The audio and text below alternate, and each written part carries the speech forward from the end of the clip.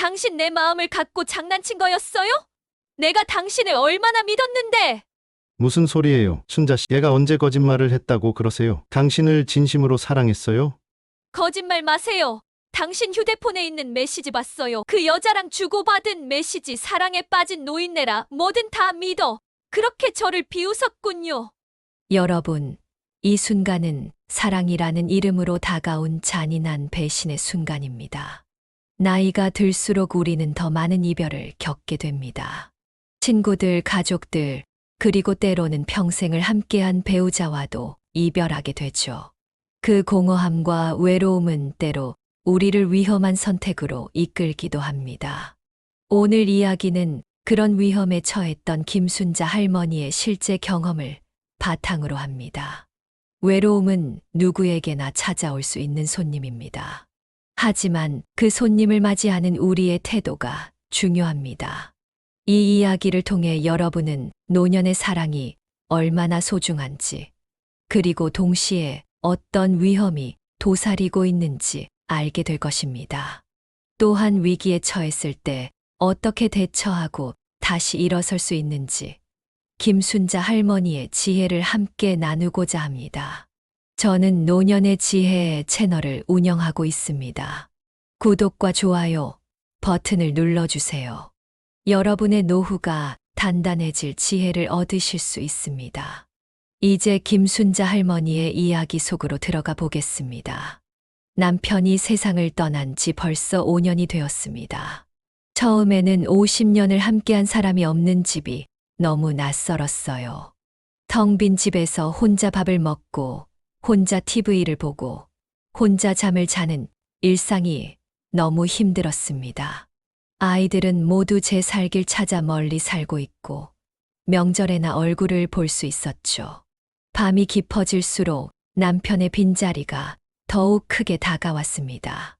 그리움에 잠 못 이루는 날이 많았습니다. 어머니, 요양원은 어떠세요? 좋은 데가 많아요. 큰 아들이 종종 말했지만 저는 고개를 가로저었습니다. 아직은 내 힘으로 살 수 있다고 생각했거든요. 그렇게 5년을 버텼습니다. 하지만 외로움은 날이 갈수록 깊어졌어요. 사람의 온기가 그리웠습니다. 순자 씨, 우리 나이에 뭐 새 사람을 만나겠어. 그냥 아이들 보면서 살아야지. 동네 친구들은 그렇게 말했습니다. 하지만 마음 한구석에서는 정말 이대로 끝인가 하는 생각이 들었어요. 나이 들어 사랑을 찾는 게 그렇게 이상한 일일까요? 내 마음속 깊은 곳에서 뭔가가 꿈틀거렸습니다. 어느 날 복지관에서 노년의 행복한 삶이라는 프로그램을 시작한다는 소식을 들었습니다. 처음에는 망설였지만 용기를 내어 참가했어요. 그곳에서 다양한 사람들을 만났습니다. 같은 처지의 할머니들도 있었고 할아버지들도 있었죠. 그들과 이야기하며 나 혼자가 아니라는 것을 깨달았습니다. 프로그램에 참여하면서 조금씩 변화가 생겼어요.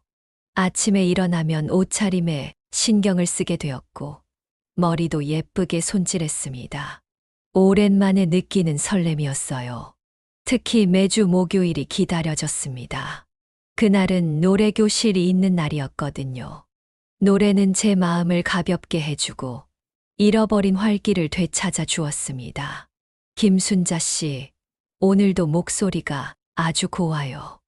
노래교실 강사 선생님이 칭찬해 주셨습니다. 그때 옆자리에서 미소를 지으며 저를 바라보는 분이 있었어요. 이정호 씨였습니다. 60세로 저보다 10살이나 어렸지만 눈빛이 참 따뜻했어요. 목소리가 정말 아름다우세요. 이정호 씨가 수업이 끝난 후 다가와 말했습니다. 갑자기 얼굴이 화끈거렸어요. 몇십 년 만에 느끼는 감정이었습니다. 그날부터 우리는 복지관에서 자주 마주치게 되었고 점점 가까워졌습니다. 그의 따뜻한 눈빛과 미소는 제 외로운 마음에 작은 등불이 되었어요. 순자 씨, 커피 한잔 하실래요? 이정호 씨의 제안으로 우리는 복지관 근처 카페에 가게 되었습니다. 처음에는 어색했지만 이야기를 나누다 보니 시간 가는 줄 몰랐어요. 이정호 씨는 3년 전에 이혼했다고 했습니다. 자녀는 없고 혼자 살고 있다고 했어요. 나이 들어 혼자 사는 게 쉽지 않죠. 이정호 씨가 말했습니다. 그 말에 저도 고개를 끄덕였어요. 우리는 서로의 외로움을 이해했습니다. 그렇게 우리의 만남은 계속되었고, 저는 오랜만에 설레는 마음으로 하루하루를 보냈습니다. 외로움 속에서도 새로운 시작을 꿈꾸게 되었어요. 이러한 변화는 제가 다시 삶을 사랑하게 만들었습니다. 외로움 속에서 어떻게든 희망을 찾으려는 제 노력이 결국 새로운 시작으로 이어진 것이죠. 이정호 씨와의 만남은 제 일상에 큰 변화를 가져왔습니다. 아침에 일어나면 가장 먼저 핸드폰을 확인했어요. 이정호 씨가 보낸 좋은 아침이에요. 순자 씨라는 메시지가 하루를 시작하는 기쁨이 되었습니다. 그 따뜻한 인사가 하루의 시작을 빛나게 했습니다. 메시지를 기다리는 동안 저는 마치 어린아이처럼 설렘에 휩싸였습니다. 이정호 씨는 참 다정했어요. 제가 좋아하는 꽃을 기억해 가끔 작은 꽃다발을 선물했고, 비 오는 날에는 우산을 들고 복지관까지 마중 나오기도 했습니다. 이런 작은 배려들이 제 마음을 따뜻하게 했어요. 그의 사소한 배려는 외롭던 제 마음에 작은 불빛을 켜주었습니다. 비 오는 날 우산을 들고 마중 나온 그를 보며 나도 누군가에게 이렇게 소중한 존재일 수 있구나 싶었습니다. 순자 씨는 웃을 때 눈이 반달처럼 예뻐요. 이정호 씨의 말에 저는 부끄러워 고개를 숙였습니다. 나이 이른에 이런 말을 들을 줄 누가 알았을까요? 젊은 시절 남편도 이런 말은 해주지 않았는데 말이에요. 그의 칭찬은 가슴 깊이 새겨졌습니다. 우리는 자주 산책을 했습니다. 동네 공원을 걸으며 이런저런 이야기를 나누었어요. 이정호 씨는 젊은 시절 회사원으로 일했다가 50대 초반에 퇴직했다고 했습니다. 그 후로는 작은 사업을 몇 번 했지만 잘 되지 않았다고 했어요. 그의 삶의 이야기는 저에게 많은 생각을 하게 했습니다. 어느 날 공원에서 산책을 하다가 이정호 씨가 제 손을 슬쩍 잡았을 때 그 따뜻함에 마음이 녹아내렸습니다. 인생이 항상 뜻대로 되지는 않더라고요. 이정호 씨가 말했습니다. 그 말에 저도 공감했어요. 누구나 살면서 실패도 하고 좌절도 하는 법이니까요. 그의 말은 마치 제 마음을 읽고 있는 듯 했습니다. 이정호 씨는 유머 감각도 좋았습니다. 재미있는 이야기를 들려주며 저를 웃게 만들었어요. 오랜만에 마음껏 웃으니 가슴이 후련했습니다. 웃음이 약이라더니 정말 그런 것 같았어요. 그의 유머는 제 삶에 활력을 불어넣어 주었습니다. 순자 씨, 이번 주말에 영화 보러 가실래요? 이정호 씨의 제안에 저는 기꺼이 응했습니다. 영화관에 간 건 남편과 함께 갔던 게 마지막이었으니 거의 10년 만의 일이었어요. 다시 영화관에 간다는 것은 마치 시간 여행을 하는 기분이었습니다. 영화를 보는 내내 이정호 씨는 제 손을 잡고 있었습니다. 따뜻한 손길의 마음이 편안해졌어요. 영화가 끝나고 나오면서 이정호 씨가 물었습니다. 순자 씨, 우리 식사할까요? 저는 고개를 끄덕였고 우리는 근처 식당으로 갔습니다. 식사를 하면서 이정호 씨는 자신의 이야기를 더 들려주었어요. 젊은 시절의 꿈, 결혼 생활, 이혼 후의 외로움까지. 그의 이야기를 들으며 저도 제 이야기를 나누었습니다. 우리의 대화는 서로에게 큰 위로가 되었습니다. 남편이 떠난 후 정말 외로웠어요. 가끔은 밤에 혼자 울기도 했어요. 제 고백에 이정호 씨는 진지하게 고개를 끄덕였습니다. 이제는 외롭지 않게 해드릴게요, 순자 씨. 이정호 씨의 말에 가슴이 따뜻해졌습니다. 오랜만에 누군가가 나를 위해 해주는 말이었어요. 그의 말은 제 마음의 빈 곳을 채워주는 듯 했습니다. 그날 이후로 우리는 더 자주 만났습니다. 복지관 프로그램이 끝나면 함께 시간을 보냈고 주말에는 데이트를 했어요. 이정호 씨와 함께하는 시간이 늘어날수록 제 마음도 점점 그에게 기울어 갔습니다. 그의 존재는 제 삶의 새로운 활력소가 되었습니다. 만남을 시작한 지 3개월째 되던 날, 이정호 씨가 저에게 중요한 제안을 했습니다. 순자 씨, 우리 함께 살면 어떨까요? 카페에서 차를 마시며 이정호 씨가 조심스럽게 물었습니다. 갑작스러운 제안에 저는 잠시 말을 잇지 못했어요. 그의 눈빛에서 진심을 느낄 수 있었지만 순간 많은 생각이 스쳐갔습니다. 그의 제안은 설렘과 두려움을 동시에 안겨주었습니다. 새로운 시작에 대한 기대감과 과거의 상처가 엇갈렸죠. 너무 갑작스러운가요? 시간이 필요하시면 천천히 생각해 보세요. 이정호 씨가 다정하게 말했습니다. 그의 눈빛은 따뜻했고 저를 존중하는 마음이 느껴졌어요. 집에 돌아와 혼자 생각을 정리했습니다. 이정호 씨와 함께 산다는 것, 그것은 제 인생의 새로운 장을 여는 일이었어요. 자식들은 어떻게 생각할까? 주변 사람들의 시선은 어떨까? 여러 생각이 머릿속을 맴돌았습니다. 하지만 무엇보다 제 마음이 중요했어요. 이제 70살, 남은 인생을 어떻게 살 것인가는 제 선택이었습니다. 외로움 속에서 홀로 지내는 것보다 마음이 통하는 사람과 함께하는 게 행복하지 않을까 생각했어요. 일주일 후, 저는 이정호 씨에게 대답했습니다. 함께 살아봐요. 제 대답에 이정호 씨는 환하게 웃으며 저를 안아주었습니다. 그 순간 저는 제 선택이 옳다고 느꼈어요. 그의 품에서 따뜻함과 안도감을 느꼈습니다. 큰 아들에게 전화를 걸어 이 소식을 전했습니다. 처음에는 놀라는 눈치였지만 제 행복을 위한 선택이라면 존중하겠다고 했어요. 어머니 정말 행복하신 거죠? 그의 목소리에는 걱정과 사랑이 배어 있었습니다. 다만 조심하라는 말도 잊지 않았습니다. 어머니, 너무 서두르지 마세요. 그분에 대해 잘 알아보고 결정하세요. 아들의 걱정도 이해했지만 저는 이미 마음을 정했습니다. 이정호 씨와 저는 어디서 살지 상의했어요. 결국 제 집이 좀 더 넓고 편리해서 이정호 씨가 저희 집으로 오기로 했습니다. 이정호 씨가 이사 오던 날, 저는 아침부터 분주했어요. 집안을 깨끗이 청소하고 이정호 씨가 좋아하는 음식도 준비했습니다. 오후에 이정호 씨가 짐을 들고 왔어요. 생각보다 짐이 많지 않았습니다. 짐이 별로 없네요? 제가 물었습니다. 필요한 것만 가져왔어요. 나머지는 창고에 보관해 두었습니다. 이정호 씨가 대답했어요. 그의 간결한 삶의 방식이 인상적이었습니다. 그렇게 우리의 동거 생활이 시작되었습니다. 처음에는 어색했지만 곧 익숙해졌어요. 아침에 함께 일어나 식사를 하고 낮에는 각자 할 일을 하거나 함께 산책을 했습니다. 아침 햇살이 비치는 주방에서 함께 차를 마시는 시간이 가장 평화로웠습니다. 저녁에는 TV를 보거나 이야기를 나누며 시간을 보냈어요. 이정호 씨는 요리도 잘했습니다. 가끔 제가 쉬게 해준다며 직접 요리를 해주었어요.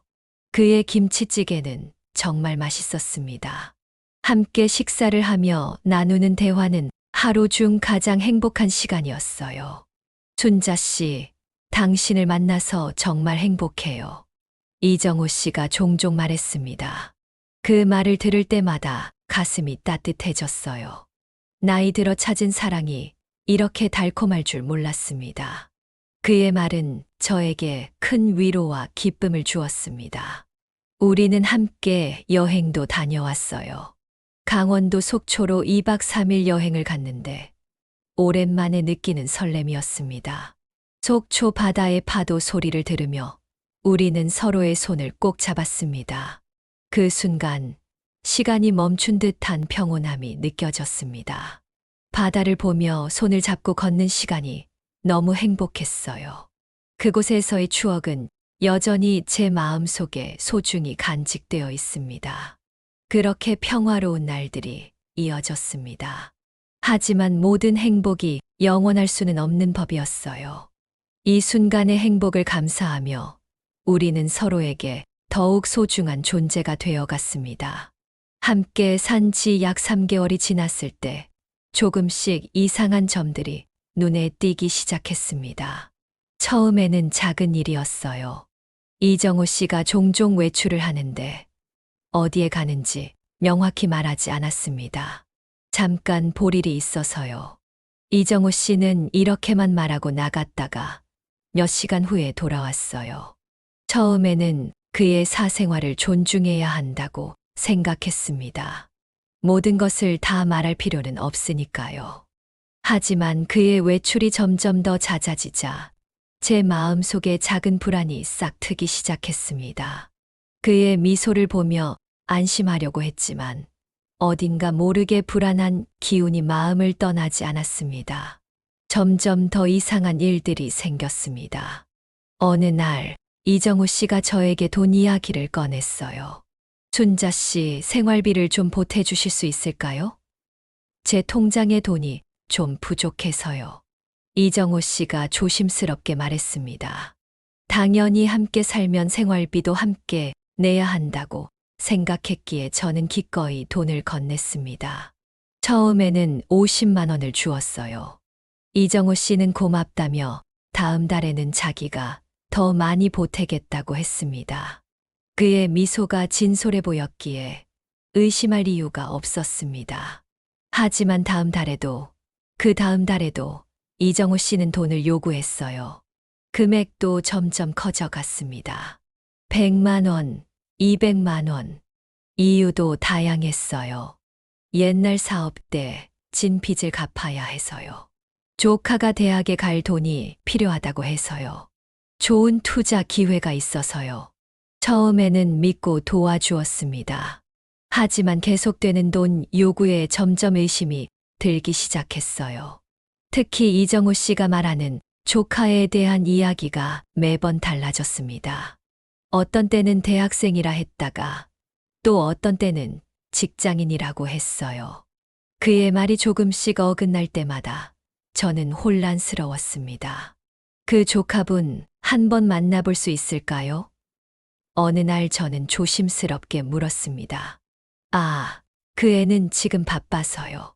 나중에 시간 될 때 소개해 드릴게요. 이정호 씨의 대답이 왠지 어색하게 느껴졌어요. 그의 얼굴이 잠시 굳어지는 듯 했습니다. 또 다른 이상한 점은 이정호 씨의 전화였습니다. 전화가 오면 항상 밖으로 나가서 통화를 했어요. 한 번은 우연히 그의 통화 내용을 듣게 되었습니다. 곧 준비될 거야. 조금만 더 기다려. 이정호 씨의 목소리가 평소와 달리 차갑게 들렸어요. 그의 목소리에서 느껴지는 긴장감은 저를 더욱 불안하게 만들었습니다. 점점 불안해졌습니다. 어느 날 이정호 씨가 외출했을 때 그의 서류 가방을 열어보았어요. 평소라면 절대 하지 않았을 일이지만 뭔가 이상함을 느꼈기 때문입니다.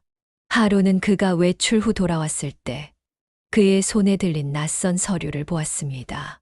서류를 급히 숨기는 그의 모습이 눈에 띄었습니다. 가방 안에는 여러 장의 대출 서류가 있었습니다.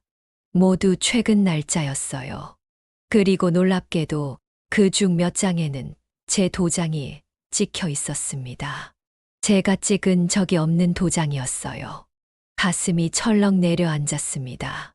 서류에 적힌 금액은 생각보다 컸고 상황이 심상치 않다는 것을 직감했습니다. 이게 무슨 일이지? 혼란스러웠지만 아직 확신할 수 없었어요. 그를 믿고 싶었지만 마음 한 구석에서는 계속해서 경고음을 울렸습니다. 이정호 씨에게 직접 물어봐야겠다고 생각했습니다. 하지만 그 전에 더 확실한 증거가 필요했어요. 그의 진실을 알아내기 위해서는 좀 더 명확한 자료가 필요하다고 느꼈습니다. 그날 밤 이정호 씨가 샤워를 하는 동안 저는 용기를 내어 그의 휴대폰을 확인했습니다. 평소에는 절대 하지 않았을 일이지만 이제는 진실을 알아야 했어요. 다행히 비밀번호가 걸려 있지 않았습니다. 휴대폰에서 가장 먼저 확인한 것은 메시지였어요. 그리고 거기서 민정이라는 이름의 여성과 주고받은 메시지를 발견했습니다. 내용을 읽는 순간 저는 충격에 빠졌어요. 오빠, 할머니한테서 얼마나 더 뜯어낼 수 있어? 민정이라는 여성의 메시지였습니다. 걱정 마. 곧 대출도 받을 거야. 이번엔 5천만 원 정도 가능할 것 같아. 이정호 씨의 답장이었어요. 잘했어. 근데 할머니가 의심 안 해? 아니, 완전히 넘어왔어. 사랑에 빠진 노인네라 뭐든 다 믿어. 메시지를 읽는 동안 눈물이 흘렀습니다. 머릿속이 하얗게 변하고 심장이 빠르게 뛰기 시작했습니다. 믿었던 사람에게서 이런 배신을 당하다니 세상이 무너지는 것 같았습니다. 이정호 씨가 저를 어떻게 생각하고 있는지, 그리고 그의 진짜 목적이 무엇인지 명확해졌어요. 더 많은 증거를 찾기 위해 사진첩도 확인했습니다. 거기에는 저와 함께 찍은 사진들과 함께 젊은 여성과 찍은 사진들도 있었어요. 그 여성은 약 50대로 보였고 이정호 씨와 매우 친밀한 모습이었습니다. 사진 속 장소는 제가 이정호 씨에게 준 돈으로 산 것으로 보이는 명품 가방과 옷들이었어요. 또한 휴대폰에서 저희 통장 사본과 신분증 사진도 발견했습니다. 이정호 씨가 제 명의로 대출을 받기 위한 준비를 하고 있었던 거예요. 심지어 제 도장을 위조한 것 같았습니다. 그의 계획이 얼마나 치밀했는지 깨달으면서 저는 몸이 떨리기 시작했습니다. 샤워 소리가 멈추자 급히 휴대폰을 제자리에 놓았습니다. 이정호 씨가 나왔을 때 저는 평소와 같은 척 했어요. 하지만 마음속으로는 무너지고 있었습니다. 믿었던 사람, 사랑했던 사람이 저를 이용하고 있었다는 사실이 너무 고통스러웠어요. 다음 날, 이정호 씨가 외출한 사이 저는 은행에 가서 통장 내역을 확인했습니다. 그리고 더 충격적인 사실을 알게 되었어요. 제 명의로 이미 1천만 원의 대출이 이루어져 있었고, 신용카드도 새로 만들어져 있었습니다. 제가 전혀 모르는 사이에 일어난 일이었어요. 은행 직원의 도움으로 확인해 보니 대출 신청서에는 제 도장이 찍혀 있었습니다. 분명히 위조된 것이었어요. 신용카드 역시 제가 신청한 적이 없었습니다. 카드 사용 내역을 보니 고급 레스토랑, 명품 매장 등에서 사용된 흔적이 있었어요. 그제야 이정호 씨의 진짜 얼굴이 드러났다는 것을 실감했습니다.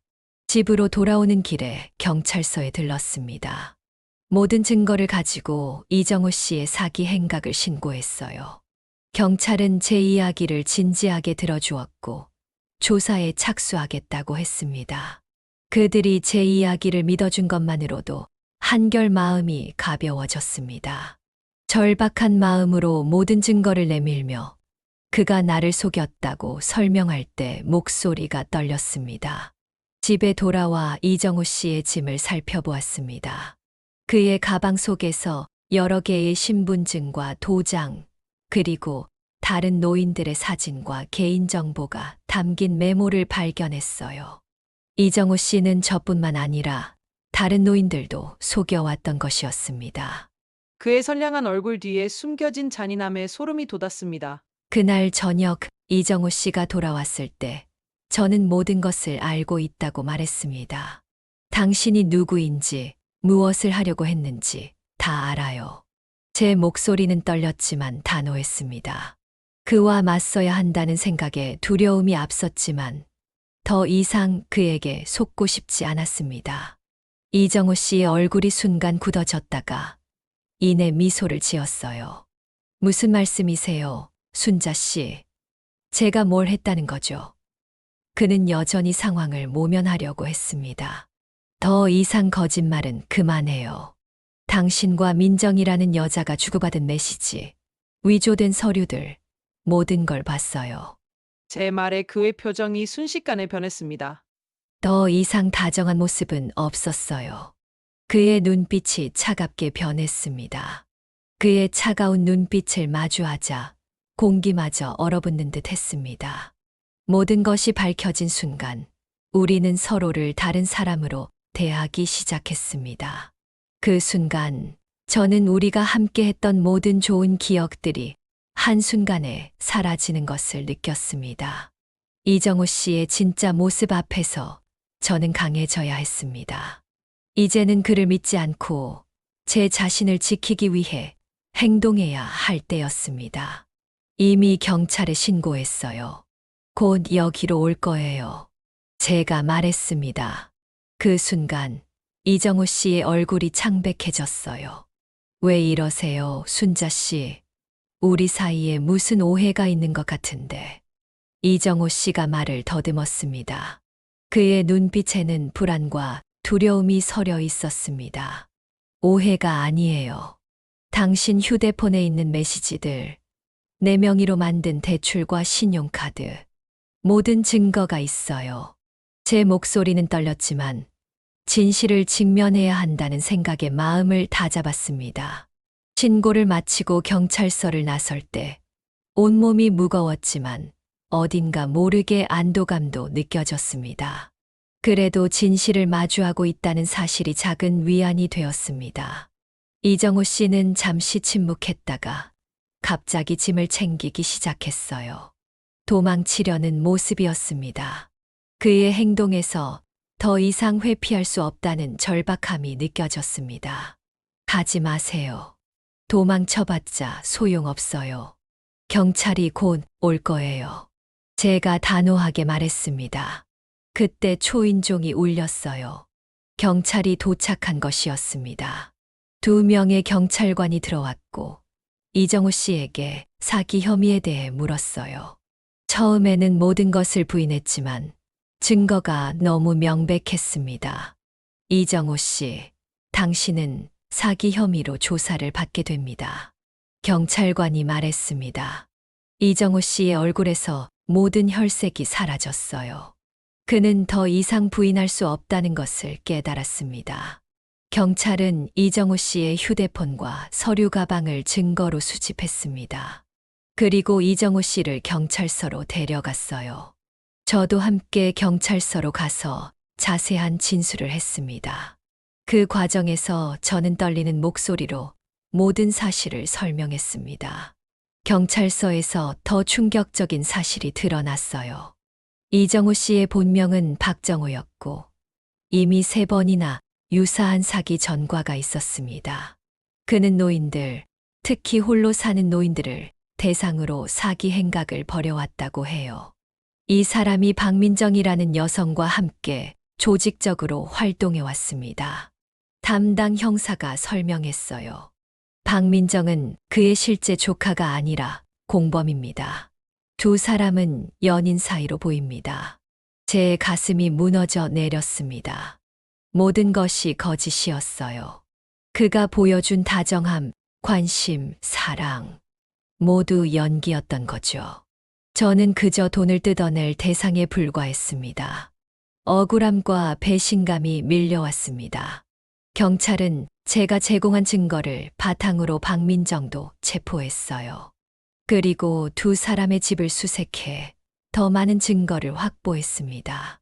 그들은 저 말고도 여러 노인들을 속여왔던 것으로 밝혀졌어요. 김순자 씨, 용기 내서 신고해 주셔서 감사합니다. 덕분에 다른 피해자들도 보호할 수 있게 되었습니다. 경찰관이 말했어요. 그 말에 조금이나마 위로가 되었습니다. 집으로 돌아오는 길은 너무 힘들었습니다. 텅 빈 집에 들어서니 다시 외로움이 밀려왔어요. 하지만 이번에는 외로움과 함께 배신감, 분노, 슬픔이 함께했습니다. 그날 밤 저는 오랜만에 남편 사진을 꺼내 보았어요. 50년을 함께 한 진짜 사랑이었던 사람. 그리움이 밀려왔습니다. 여보, 내가 바보 같았죠? 사진 속 남편에게 말을 건넸어요. 마치 대답해 줄 것처럼 말이죠. 그의 따뜻한 미소가 그리웠습니다. 다음 날, 큰 아들이 소식을 듣고 급히 찾아왔습니다. 처음에는 화를 낼 줄 알았는데, 오히려 저를 꼭 안아주었어요. 어머니 괜찮으세요? 많이 힘드셨죠? 아들의 따뜻한 말에 참았던 눈물이 터져 나왔습니다. 미안해. 엄마가 너무 어리석었어. 울면서 말했어요. 어머니가 뭐가 미안하세요? 그 나쁜 사람이 잘못한 거예요. 어머니는 아무 잘못 없어요. 아들이 위로해 주었습니다. 아들이 저를 꼭 안아주며 어머니, 우리가 함께 이겨낼 수 있어요 라고 말했을 때 그동안 쌓였던 불안과 외로움이 조금씩 녹아내렸습니다. 며칠 후 경찰서에서 연락이 왔어요. 이정호, 아니 박정호와 박민정이 모두 구속되었다고 했습니다. 그들은 여러 혐의로 기소될 예정이라고 해요. 제 명의로 만들어진 대출과 신용카드도 사기로 인정받아 책임을 지지 않아도 된다고 했습니다.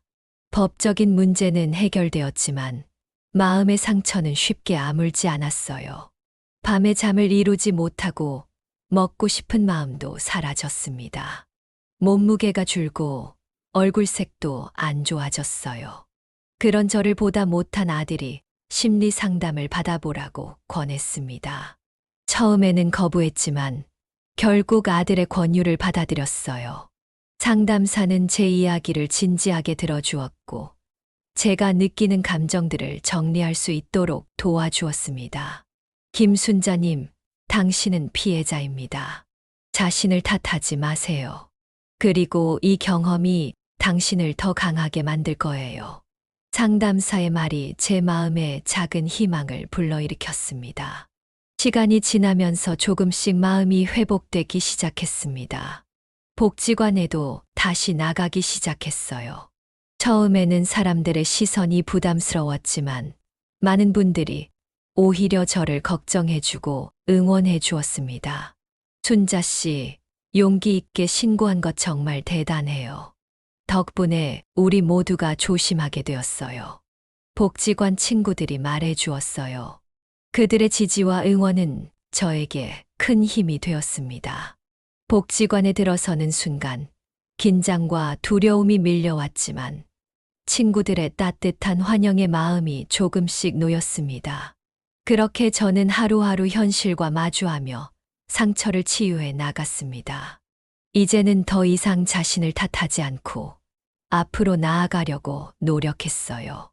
이 경험이 저를 더 강하게 만들었다고 믿으려 했습니다. 새로운 시작을 향해 한 걸음씩 나아갔습니다. 사건이 있은 지 6개월이 지났습니다. 봄이 오고 집 앞 정원에 꽃들이 피기 시작했어요. 저도 조금씩 마음의 봄을 맞이하고 있었습니다. 이 시간이 지나면서 마음속 깊은 곳에서부터 희망이 피어오르는 것을 느꼈습니다.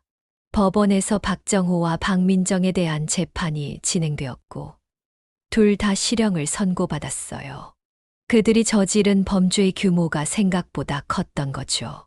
저 말고도 5명의 노인들이 그들에게 속았다고 합니다. 재판장에서 박정호를 마주했을 때 그는 더 이상 제 마음을 흔들지 못했어요. 그저 불쌍한 사람으로 보였습니다. 돈을 위해 타인의 감정을 농락하는 사람, 그런 삶이 얼마나 공허할까 생각했어요. 피해자분들께 진심으로 사과드립니다. 박정호가 최후 진술에서 말했지만 그의 눈빛에는 진정한 후회가 보이지 않았습니다. 그저 형량을 줄이기 위한 연기처럼 느껴졌어요.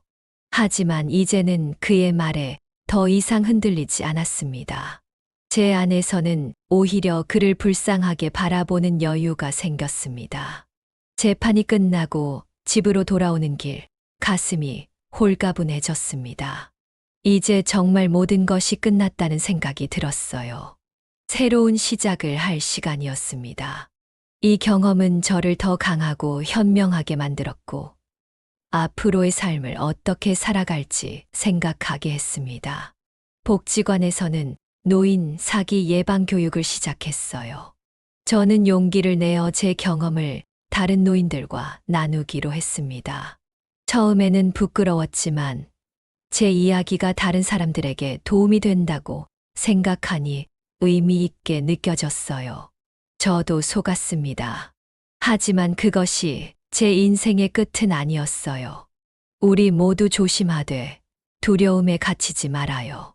제 이야기를 들은 많은 노인들이 공감하고 응원해 주었습니다. 그들의 지지와 응원은 제게 큰 힘이 되었습니다. 아들과 며느리, 손주들도 더 자주 찾아오기 시작했어요. 특히 손주들이 주말마다 와서 함께 시간을 보내니 집안에 활기가 돌았습니다. 손주들과 함께 요리도 하고 이야기도 나누며 즐거운 시간을 보냈어요. 그들의 웃음소리는 제게 큰 위안이 되었습니다. 할머니, 이제 괜찮아요? 어느 날 손녀가 물었습니다. 응, 이제 많이 괜찮아졌어. 할머니가 더 현명해졌지. 저는 미소 지으며 대답했어요. 그들이 저를 걱정해 주는 마음이 너무 고마웠습니다. 외로움을 달래기 위해 새로운 취미도 시작했습니다. 복지관에서 하는 원예 수업에 참여해 작은 화분들을 가꾸기 시작했어요. 식물들이 자라는 모습을 보는 것이 치유가 되었습니다. 생명이 자라는 과정을 지켜보며 저도 함께 성장하는 기분이었어요. 그 작은 화분들 속에 담긴 생명력은 제게 큰 위로가 되었습니다. 또한 일기를 쓰기 시작했습니다. 매일 밤 그날 있었던 일, 느낀 감정들을 솔직하게 적었어요. 처음에는 아픈 기억들이 많이 떠올라 힘들었지만 시간이 지나면서 더 긍정적인 내용들로 채워지기 시작했습니다. 오늘은 손주가 학교에서 상을 받았다고 자랑하러 왔다. 너무 자랑스럽고 행복했다. 복지관 원예 수업에서 키운 제라늄에 꽃이 피었다. 작은 기쁨이 크게 느껴진다. 이렇게 일상의 작은 행복들을 기록하며 삶의 의미를 다시 찾아갔어요. 어느 날 복지관에서 새로운 남성 회원이 들어왔습니다. 75세의 이상국 씨였어요. 그는 아내를 3년 전에 암으로 잃고 혼자 지내고 있다고 했습니다. 우리는 자연스럽게 대화를 나누게 되었고 서로의 경험을 공유했어요. 저도 사별 후에 많이 힘들었어요. 이상국 씨가 말했습니다. 네, 그 외로움 이해해요. 제가 대답했어요. 우리는 친구로 지내기 시작했습니다. 가끔 함께 산책을 하거나 차를 마시며 이야기를 나누었어요. 하지만 이번에는 서두르지 않았습니다. 그저 좋은 친구로 서로를 존중하며 지냈어요. 순자 씨, 우리 그냥 좋은 친구로 지내요. 서로 의지하면서요. 이상국 씨의 제안에 저는 기꺼이 동의했습니다. 이제 저는 외로움보다 가짜 사랑이 더 무섭다는 것을 알게 되었어요. 홀로 있는 시간도 소중하게 여기게 되었고, 진정한 관계의 가치를 더 깊이 이해하게 되었습니다. 나는 혼자여도 괜찮아. 이제는 자신 있게 말할 수 있게 되었어요. 혼자라는 것이 외롭다는 것과 같지 않다는 것을 깨달았으니까요. 가끔 밤에 혼자 있을 때 외로움이 찾아오기도 합니다. 하지만 이제는 그 감정을 인정하고 받아들일 수 있어요. 외로움도 인생의 일부라고 생각하게 되었습니다. 나는 나 자신을 사랑해. 거울을 보며 매일 아침 스스로에게 말합니다. 자기 자신을 사랑하는 법을 배우는 것. 그것이 진정한 행복의 시작이라고 믿게 되었어요. 이제 저는 새로운 삶을 살고 있습니다. 더 현명하고 더 강해진 삶이죠. 박정호와의 경험은 아프지만 소중한 교훈이 되었어요. 그 경험이 없었다면 저는 지금처럼 스스로를 사랑하는 법을 배우지 못했을지도 모릅니다. 인생은 계속됩니다. 이제 저는 이 말의 의미를 진정으로 이해하게 되었어요.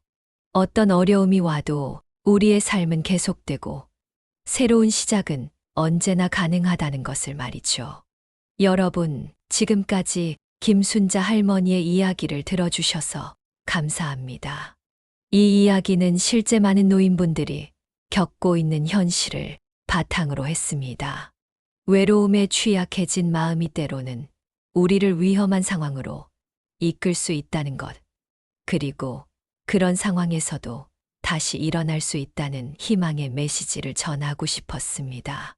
순자 할머니의 용기와 회복 과정은 우리 모두에게 큰 배움을 줍니다. 외로움 속에서도 다시 일어설 수 있다는 것을 그녀는 몸소 보여주었습니다. 김순자 할머니처럼 인생의 후반기에 사기를 당하는 노인분들이 많습니다. 사랑이라는 이름으로 접근의 신뢰를 얻은 후 재산을 노리는 범죄가 늘고 있어요. 하지만 이런 상황에 처하더라도 포기하지 않고 도움을 요청하는 것이 중요합니다. 가족, 친구 또는 경찰에 알리는 용기가 필요합니다. 그 용기가 여러분을 보호할 수 있습니다. 외로움은 누구나 느끼는 감정입니다. 특히 노년기에는 더 깊어질 수 있어요. 하지만 외로움을 달래기 위해 잘못된 선택을 하기보다는 건강한 관계를 만들어가는 것이 중요합니다. 지역복지관이나 노인정 같은 곳에서 같은 관심사를 가진 사람들과 만나는 것도 좋은 방법이에요. 이러한 만남은 여러분에게 새로운 활력과 안전망이 될 수 있습니다. 그리고 무엇보다 자신을 사랑하는 법을 배우는 것이 가장 중요합니다. 혼자 있는 시간도 소중하게 여기고 스스로를 돌보는 시간을 가지세요. 취미 활동을 통해 즐거움을 찾거나 가족과의 시간을 더 소중히 여기는 것도 좋은 방법입니다. 자기 자신을 사랑하는 마음이 곧 여러분의 삶을 더 풍요롭게 만들어 줄 것입니다. 김순자 할머니의 이야기가 여러분에게 작은 위로와 용기가 되었기를 바랍니다. 인생은 언제나 새로운 시작이 가능하다는 것, 어떤 어려움 속에서도 희망을 잃지 않는 것이 중요하다는 것을 기억하세요. 우리가 함께 나누는 이야기가 여러분의 삶의 작은 빛이 되기를 바랍니다. 저희 노년의 지혜 채널은 여러분의 노후 생활에 실질적인 도움과 지혜를 제공하기 위해 노력하고 있습니다. 구독과 좋아요 버튼을 눌러주세요. 여러분의 노후가 단단해질 지혜를 얻으실 수 있습니다. 함께 더 나은 미래를 만들어 나가요. 오늘도 행복한 하루 보내세요. 감사합니다.